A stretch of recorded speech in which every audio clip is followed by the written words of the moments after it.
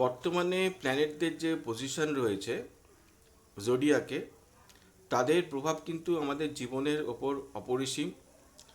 এখন বর্তমানে বুধ কিন্তু রয়েছে রোহিণী নক্ষত্রে। তাহলে বুধের প্রভাব কিন্তু আমরা প্রত্যেকটা লগ্নের যারা মানুষ আছি প্রত্যেকেই পাচ্ছি। কিভাবে পাচ্ছি? এই যে ভিডিওটা তৈরি করছি এর উপর বেস করেই কিন্তু তৈরি হয়েছে। তো এখানে আমি তিনটে ব্যাপার আপনাদেরকে বলবো। একটা হচ্ছে বুধের যে কারকতা, রোহিণী নক্ষত্রের যে কারকতা, তার কারণ হচ্ছে বুধ রোহিণী নক্ষত্রে বর্তমানে রয়েছে। আগামী 25শে মে পর্যন্ত কিন্তু রোহিণী নক্ষত্রে থাকবে। এবং হাউস রিলেটেড যে ফলাফল আপনারা বা আমরা যেটা পাচ্ছি আর কি, প্রত্যেকেই আমরা। তো বুধের যে কারকতা, কমিউনিকেশনের কারক প্ল্যানেট হচ্ছে বুধ। কমিউনিকেশন বলতে আমরা বলি যে মৌখিক যে কথাবার্তাগুলো হচ্ছে কমিউনিকেশনের মধ্যে, সেটা কিন্তু একটা পার্ট, অর্থাৎ স্পিচ।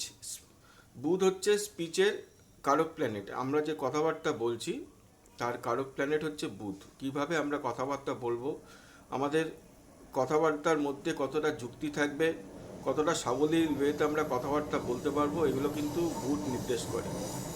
আচ্ছা, রোহিণী নক্ষত্রের কারকতার অনেকগুলো কারকতা রয়েছে, তার মধ্যে একটা অন্যতম কারকতা হলো কমনীয়তা। ঠিক আছে, বুঝতেই পারছেন। তাহলে বুধ যখন রোহিণী নক্ষত্রের মধ্যে রয়েছে, তাহলে কথাবার্তার মধ্যে কমনীয়তা কীরকম থাকবে সেটা কিন্তু হাউস ওয়াইজ আমরা বিচার করতে পারবো। যেমন ধরুন মেষ লগ্নের ক্ষেত্রে বলছি, আমি মেষ রাশি বলছি না, মেষ লগ্নের ক্ষেত্রে বলছি। যারা আপনারা শুনছেন মেষ লগ্নের মানুষ, তাহলে সেখানে বুধ রোহিণী নক্ষত্রে থাকার জন্য কি প্রভাব আসছে দেখুন। বুধ রোহিণী নক্ষত্রে আপনার দ্বিতীয় হাউসে রয়েছে। তাহলে দ্বিতীয় হাউস বলতে আমরা কি বুঝি না, পরিবার বুঝি।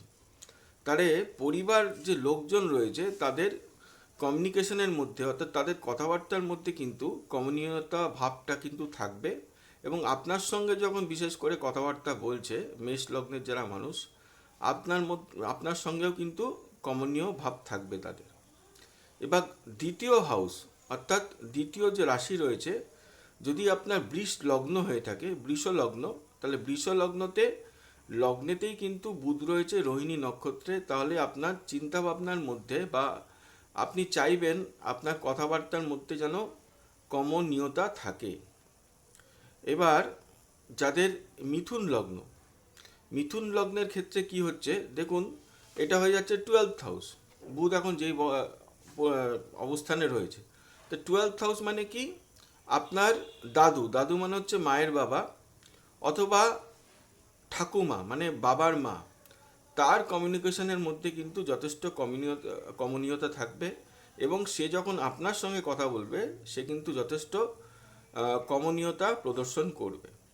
চলে আসছি কর্কট লগ্নের ক্ষেত্রে। কর্কট লগ্নের ক্ষেত্রে দেখা যাবে যে বন্ধু বান্ধব যারা রয়েছে, আপনার নিকট যে বন্ধু বান্ধব, প্রকৃত যে বন্ধু বান্ধব, অথবা আপনার প্রেমিক বা প্রেমিকা, তার মধ্যে কিন্তু কথাবার্তার মধ্যে কমনীয়তা আপনি লক্ষ্য করতে পারবেন। এটা কিন্তু আপনারা লক্ষ্য করবেন। সে যেরকম ধরুন একটু কেউ ঝাঁজে কথা বলতো আর কি, তার সেই ঝাঁজ মানে যে রুক্ষ ব্যাপারটা ছিল সেটা কিন্তু অতটা থাকবে না। বা রাগান্বিত হয়ে যদি কেউ কথাবার্তা বলে, তার মধ্যে কিন্তু রাগান্বিত ভাবটা কমে যাবে, কিছুটা কমনীয়তা চলে আসবে। হতেই হবে একদম। এবারে চলে আসি সিংহ লগ্নের ক্ষেত্রে। সিংহ লগ্নের ক্ষেত্রে দশমে রয়েছে, তার মানে বুধ রোহিণী নক্ষত্রে। তাহলে কি হতে পারে সিংহ নক্ষত্রের ক্ষেত্রে, আপনার যে শাশুড়ি রয়েছে, শাশুড়ির ব্যবহারে কিন্তু কমনীয়তা প্রকাশ পাবে বা তার কথাবার্তার মধ্যে কিন্তু সেটা আসবে। এবং আপনার যে চাকরিতে বস রয়েছে, বসের কথাবার্তার মধ্যেও কিন্তু কমনীয়তা থাকবে। এবার কন্যা লগ্নের ক্ষেত্রে কি হবে, কন্যা লগ্নের ক্ষেত্রে আপনার যে বাবা রয়েছে, বাবার কথাবার্তার মধ্যে কিন্তু কমনীয়তা থাকবে। এবং বাবা যে আপনার সঙ্গে ইন্টারাক্ট করছে সেই কথাবার্তার মধ্যেও কিন্তু যথেষ্ট কমনীয়তা লক্ষ্য করতে পারেন। চলে আসছে তুলা লগ্নের ক্ষেত্রে। তুলা লগ্নের ক্ষেত্রে আপনার ওয়াইফের যে পরিবার, ওয়াইফের যে বাপের বাড়ি, সেখানকার মানুষদের কিন্তু কথাবার্তার মধ্যে কমনীয়তা থাকবে। বা তারা যখন আপনার সঙ্গে কমিউনিকেট করছে সেই কমনীয়তা কিন্তু তারা বজায় রাখবে।